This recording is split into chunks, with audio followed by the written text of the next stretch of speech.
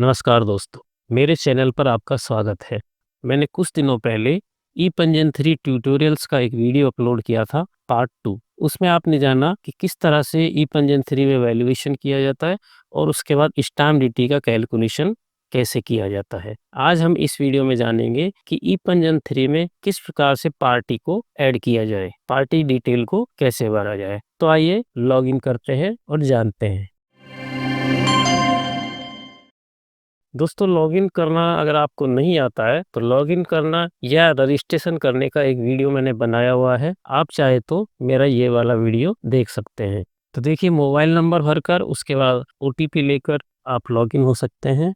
तो हम यहाँ पर सक्सेसफुली लॉगिन हो चुके हैं। तो दोस्तों, लॉगिन होने के बाद जब आप वैल्यूएशन कर लेंगे और स्टैम्प ड्यूटी की कैलकुलेशन कर लेंगे और जब पार्टी की डिटेल भरने के लिए आप पार्टी डिटेल पर क्लिक करेंगे तो ये वाला पेज हमारे सामने खुलता है। तो इस पेज में हमें पार्टीज की डिटेल भरनी है। तो देखिए, आपको ऊपर 4 ऑप्शन दिखाई दे रहे हैं। सबसे पहला है प्रेजेंटर, उसके बाद एग्जीक्यूटेंट, फिर एक क्लेमेंट और उसके बाद विटनेस। तो यहाँ से हम पार्टी की डिटेल भरेंगे।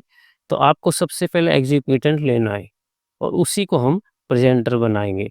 तो एग्जीक्यूटेंट पर जब हम क्लिक करेंगे तो आपको पब्लिक या गवर्नमेंट इसमें से कोई सा एक लेना होता है। देखिए, अगर हम गवर्नमेंट लेते हैं तो आप जब सबमिट करेंगे तो आपके सामने इस तरह का इंटरफेस खुलता है। गवर्नमेंट बॉडीज के द्वारा जब कोई रजिस्ट्री कराई जाती है तो ये वाला ऑप्शन लिया जाता है। इसमें आप ये देख रहे हैं, ये सारे डिपार्टमेंट या लोकल बॉडीज आपको दिखाई देंगी, जैसे नगर सुधार न्यास है, नगर पालिका है और जयपुर विकास प्राधिकरण है या अजमेर विकास प्राधिकरण है। इस प्रकार से आपको दिखाई देंगे। तो ये उस कंडीशन में लेना है जब गवर्नमेंट की तरफ से रजिस्ट्री कराई जा रही हो और उसके बाद यहाँ पर उसका पद भर देंगे। लेकिन अभी हम यहाँ पर पब्लिश लेंगे तो आपको ये 3 ऑप्शन दिखाई देते हैं, Jan Aadhaar with OTP, Aadhaar card with OTP और विदाउट ओटीपी वेरिफिकेशन। तो इस पर हम क्लिक करेंगे और उसके बाद जब सबमिट करेंगे तो ये वाला फॉर्म आपके सामने खुल जाता है। अब देखिए, जैसा कि शुरू के पेज पर था प्रेजेंटर, तो इसको ही हम प्रेजेंटर बना लेंगे। तो हमें 2 बार ये डिटेल भरने की ज़रूरत नहीं पड़ेगी। तो इसमें हम यहाँ पर पार्टी का नाम भरेंगे, यहाँ पर पिता का नाम भरा जाएगा, उसके बाद यहाँ पर पक्षकार का नाम हिंदी में भरा जाएगा। मैं आपको बता दूं कि जब ये पोर्टल शुरू हुआ था तो यहाँ पर पक्षकार का नाम हिंदी में भरना ज़रूरी था, लेकिन फ़िलहाल अभी ऐसा चल रहा है कि आप इसको हिंदी में ना भरें तो भी आप इसको सेव कर पाएंगे।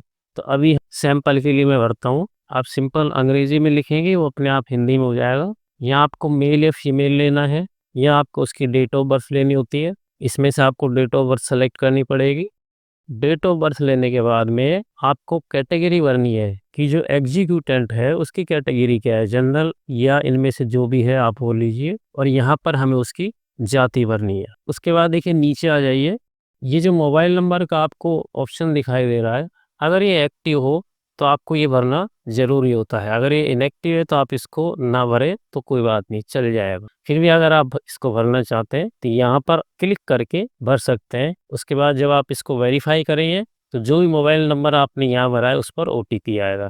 फिलहाल हम इसको ब्लैंक छोड़ते हैं। यहाँ पर व्यवसाय भरना है एग्जीक्यूटेंट का। यहाँ आपको आईडी सेलेक्ट करनी होती है, इनमें से कोई सी भी एक। आधार है तो इसको चेक करेंगे, ओके करेंगे और यहाँ आधार नंबर भरेंगे। उसके बाद आधार को वेरीफाई करना पड़ेगा। वेरीफाई आधार पर क्लिक करेंगे तो आधार नंबर पर जो भी मोबाइल रजिस्टर्ड है उस पर ओटीपी आएगा और ये वेरीफाई हो जाएगा। इसके अलावा आप बैंक अकाउंट नंबर या election voter ID, pan card वगैरह यहाँ से भर सकते हैं। अब आगे हम चलते हैं तो यहाँ पैन कार्ड का नंबर भरना होता है। उसके बाद नीचे हमें यहाँ पर एड्रेस भरना होता है। ये हम कॉलोनी भरेंगे।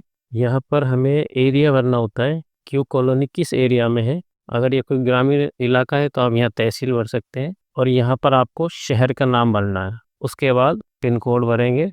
तो ये सारा भरने के बाद जब आप सेव पर क्लिक करते हैं तो देखिए ये डाटा सेव हो जाता है और हमें यहाँ इस तरह से दिखाई देता है। अब एग्जीक्यूटेंट भरने के बाद हमको क्लेमेंट की डिटेल भरनी होती है। तो यहाँ पर हम पब्लिक लेंगे और विदाउट ओटीपी वेरिफिकेशन के हम भर रहे हैं तो यहाँ सबमिट करेंगे और उसी तरह का एक फॉर्म दोबारा आपके सामने खुल जाता है। अब देखिए, यहाँ पर इस स्टाम्प परचेजर पर आपको क्लिक करना है। जो व्यक्ति स्टाम्प ड्यूटी पे कर रहा है उसके फॉर्म में ये सेलेक्ट किया जाता है। तो सबसे पहले यहाँ आप उसी तरह से नाम भरेंगे। तो देखिए ये भी उसी तरह से भरा जाएगा तो जिस तरह से हमने अभी तक एग्जीक्यूटेंट की डिटेल भरी।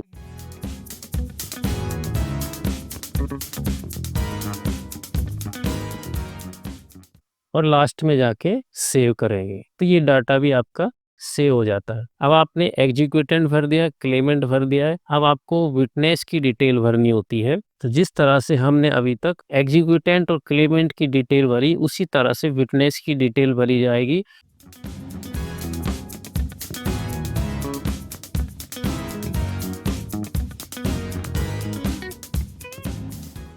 तो इसको सबको भरने के बाद आप इसको सेव कर दीजिए।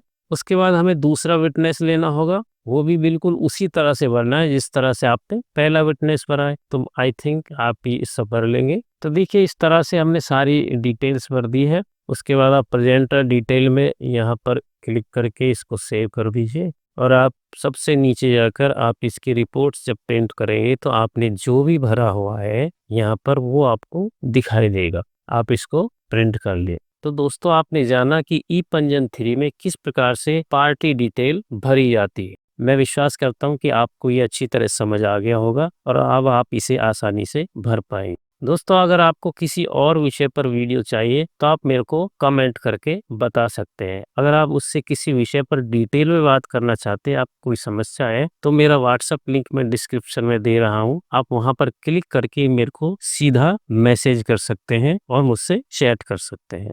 दोस्तों वीडियो आपको कैसा लगा इसके बारे में कमेंट करके ज़रूर बताइए। अगर आप चैनल पर आज पहली बार आए हैं तो आपसे रिक्वेस्ट है कि चैनल को सब्सक्राइब कर लीजिए, इस वीडियो को शेयर करें, लाइक करें। वीडियो को यहाँ तक देखने के लिए आपका बहुत बहुत धन्यवाद। तो मिलते हैं एक अगले वीडियो में एक नई जानकारी के साथ। आप सबका बहुत बहुत धन्यवाद। नमस्कार, जय हिंद।